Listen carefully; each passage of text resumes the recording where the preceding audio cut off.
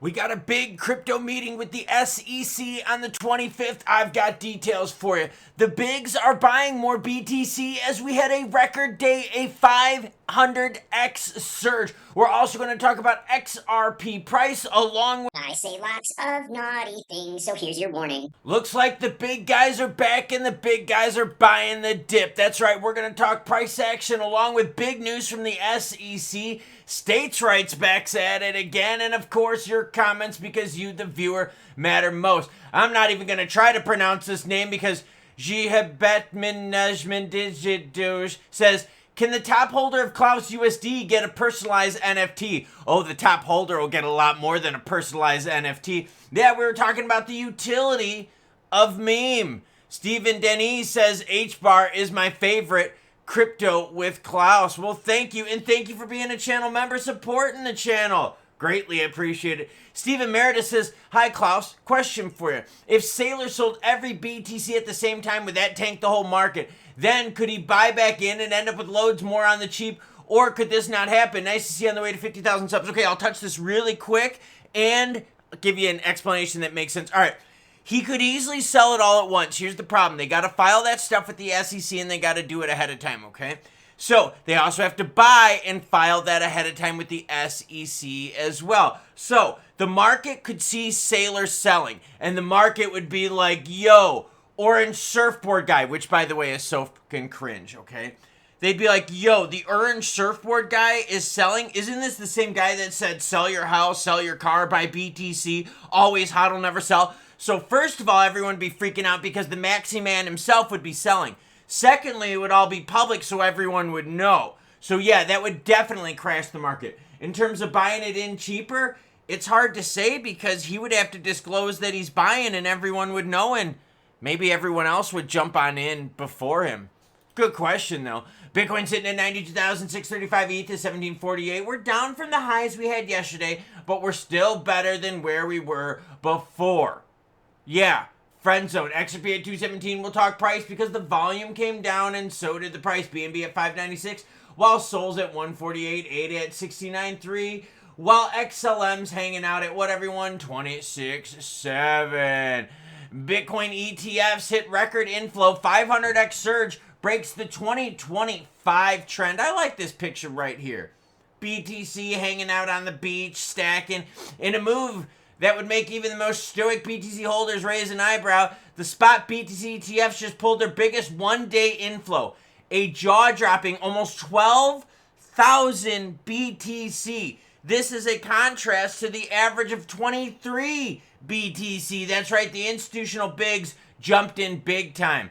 After months of tepid activity, this surge marks a dramatic awakening of institutional interest. The average inflow of 2025 is 23 BTC, and we saw 12,000 flow yesterday. Look at this chart. That is freaking nuts. Now, granted, we did see some juicy inflows right around the election time right here, but this is the biggest we've seen since then. This is freaking awesome, everyone. Oh yeah, by the way, all these articles, they're all linked in the description below. Let's keep learning. New Hampshire, states' rights versus federal rights. That's how it works here, girlfriend. States are going ahead. Why? Because the United States government's taking their time, dragging their feet. New Hampshire's House Bill 302, named the famous engine that's a 302, would allow the state treasurer to invest in cryptocurrencies with a market cap of over 500 billion. Let's quickly look at market caps and see that, oh, Bitcoin right now is the only one that fits that thing. Oh. Okay. Let's keep reading. The bill would allow New Hampshire to invest a portion of its state funds in digital assets. Why not just say fucking BTC and precious metals, and has it advanced to the full Senate vote after passing a SEC committee.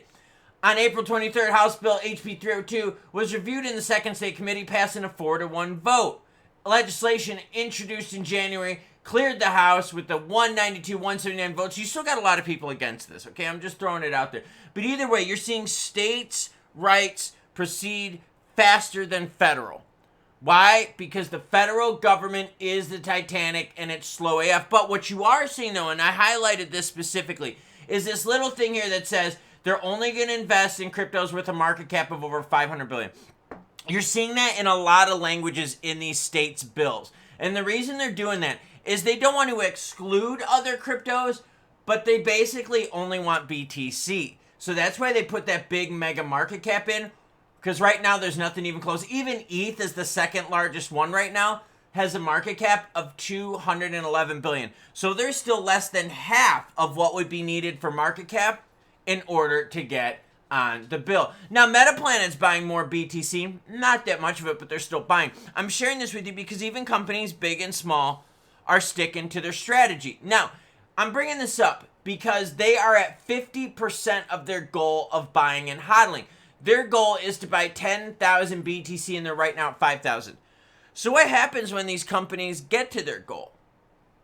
Do they just hodl? I mean, strategy, as in terms of Surfboard Sailor over here, even said, yo, we might have to sell BTC in order to pay our bills. Yeah, he said that about 2 weeks ago. Filed it in an 8K report. By the way, on May 1st, they're going to have a financial call, okay, for the first quarter of 2025. They're probably going to be going over the cash. No, they're definitely going to be going over how much cash they have on hand and how they are going to be doing with that cash. Are they going to need to sell some BTC? Either way, okay? We're going to get more info on May 1st. But what happens when these companies fill their bags? Then what? Is the BTC game over? Do they just hodl? I mean, do they ever trade it in for fiat? I mean, what's the end game here, Boobala? We need to know this kind of stuff because honestly, if all you do is hodl, you're just a hoarder. And we've seen what hoarders' houses look like. It just gets filled with junk. Crypto custody. All right, April 25th, a big date. Now, I shared this with you a couple months ago. All the big dates of the Crypto Roundtable. In case you forgot, I got your back. Why? Because on the 25th of April, with the new SEC head, this is going to be the first meeting with the new SEC head, Paul Atkins, we've got a Crypto Roundtable with big industry heads and the SEC. So what's happening? Roundtable, crypto custody, April 25th. They're addressing growing concerns about cryptocurrencies, about their storage and protection, especially with institutions. The roundtable will focus on challenges and risks associated with custody, safeguarding private keys, and ensuring compliance. A key topic on the agenda is the application of the SEC's custody rule in digital assets.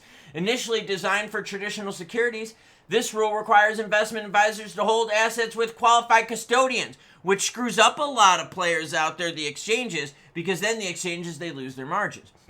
Industry shareholders have expressed concerns that unclear or overly restrictive rules could stifle innovation. Now, there's more meetings, okay, and this is why you hit that subscribe button and notification bell. Not so that we can only beat Papa John's that has 46,000 subs. We're at 44,000 and change, but because I bring in the news, good or bad, happy or sad. So here's the deal. There's another meeting on May 8th, all right? The SEC will host another roundtable discussion on May 8th, following increased scrutiny of the sector and several enforcement actions. Okay, we've got more things. We've got another one on tokenization and decentralized finance for May 12th and June 6th. So we got a few more of these coming up. I'm highlighting this because now we've got the SEC head.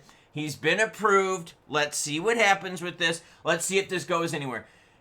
Either way, do you notice how these dates go through May 12th and June 6th? That's basically telling us that we're not going to get crypto regs at least through June, right? I mean, why would you get regs and then hold roundtable discussions with industry experts saying what they want in these regs? No. You're going to have the roundtable discussions first. You're going to hear about what their needs are, and then you're going to get discussions on the regs, and then you're going to start riding the regaronis out, right? Makes frickin' sense. So, stablecoin regs, probably in May.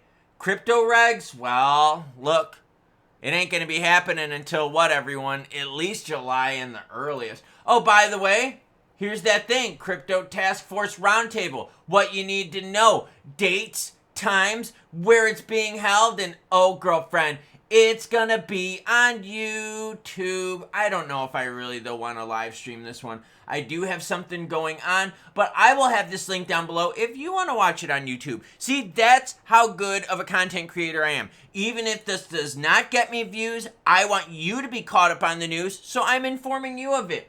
Now let's talk XRP price zone. because we're in the friend zone.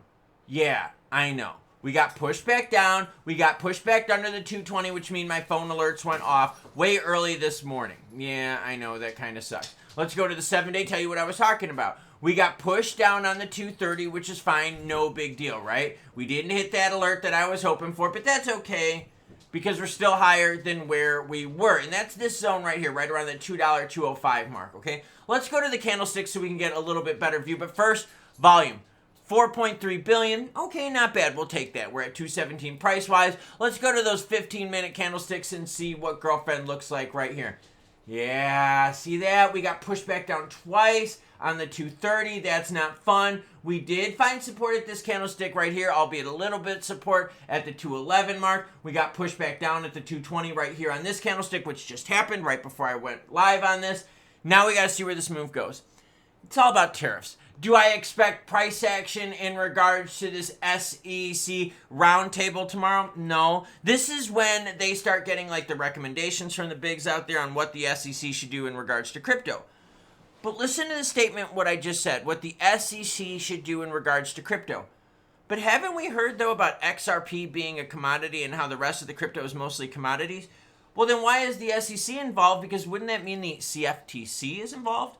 Or is crypto going to be looked at as a security and under the SEC umbrella? You see what I'm saying? We have no clarity whatsoever when it comes to regulations in the United States. But right now the market is focused on what? Tariffs. Drink. There you go. So we got to see what happens with tariffs, and that's the only thing that these candlesticks care about right now. We need to know what happens with tariff action, and we need to get that action soon so we can get out of the friend zone and we can get more into the juicy, let's touchy zone. Why? Because I am sick and tired of being... I'm a chronic masturbator. Okay, so it's obvious the market is being very fickle with us and not letting us put our hand in the land of the mighty boom boom and take her back to the room, which, fine. But don't send us back down to the $2 mark unless you're going to send us back to sub $2 mark where we get into the buy zone where we get all excited with stuff. Because you know what? That's the part of the market where we get annoyed. It's that meh zone. That gray zone where we're like, yo, prices aren't high enough for us to get excited and they're not low enough for us to buy. Now, in terms of MicroStrategy, MetaPlanet, and all the BTC buyers out there, yeah, what is their end game? Because if all they're doing is buying and hodling, they got to do something with the BTC. Think about this, right? So you see on the walls behind me, I've got lots of Pokemon cards there. I got lots of baseball cards right there. I got a bunch more over there and a bunch more over there, okay? Like, do I just look at them? I mean, like, they're cool, but you got to do something with it eventually, right? And that's my plan. Eventually, I'm going to take the Pokemon cards 10 years, 15 years down the road, whatever the case may be, and I'm going to sell them. I'm going to make some money off of them. The baseball cards, hey, if some of those autograph cards, the people pass away, sounds grim, I know, is when they pass away, they kind of boom, they kind of pop, I'll sell them and I'll take advantage of that grim news. I'll make some money on it, right? That's kind of the thing. You have to do something with these things that you own. Otherwise, you're just a hoarder. Well, I'll pass it on down to my kids. Well, your kids are then going to sell them and make money on it. And that's kind of what I'm saying with Michael Saylor and Strategy, with MetaPlanet, with Riot, and all the other miners out there. What are they going to do with the BTC once they hodl enough? Saylor might be forced to sell BTC to keep the lights on because they're burning through cash because their company's not making money. So yeah, I'm kind of curious here on what their end game is, and I'm curious on how the market is going to receive them selling. Because all these players have been saying the same thing. BTC only. Buy only. Well, yeah, but it's the same thing. Like, think of XRP, right? A lot of players out there, and you've seen those scumbags on Twitter. Oh, hodl only. Buy XRP, hodl only. Okay, but if XRP goes to $100 and all of a sudden your bank account says that you've got a ton of zeros on there and you can buy any house, any car you want, what do you think you're doing? You're probably going to sell a bunch and then you're going to buy that fancy house, buy that fancy car, and have a whole bunch of zeros in your bank and be laughing. See what I'm saying? Like, there's got to be an end game. And we got to see what these players are doing, and we got to see what the federal government is doing, because they're slow AF. And because the federal government is slow AF, that's why you're seeing states' rights take over. That's why you're seeing Oregon go after XRP as an unregistered security in the Coinbase lawsuit, because states' rights versus federal rights is how stuff works here in the United States. That video should be popping up on the screen right now. Choo-choo what? Well, you know the deal, girlfriend. Choo-choo bitches. And I'm a chronic masturbator.